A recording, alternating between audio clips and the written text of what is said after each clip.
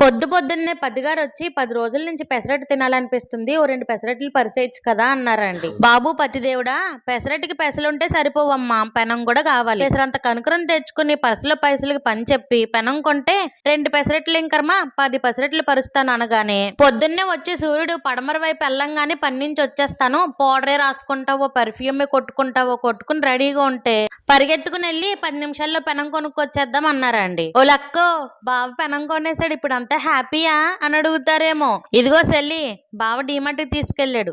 ఇంతకీ డీమార్ట్లో ఏం కొన్నాడో తెలుసా? బావ పెనం కొన్నాడే సెల్లి, పెసరట్టే వేసాను వెళ్ళి, మా ఇద్దరికి ఫైటింగ్ మళ్ళీ, చట్నీ కోసం వచ్చింది లొల్లి. పెసరట్లో నంజు కోసం చికెన్ అంటాడే, లేక మటన్ అంటాడే, అల్లం చట్నీ బెటర్ అంటే వింటలేదే, వీడు కరగట్లేదే. ఏమండోయ్, ఉంటాను.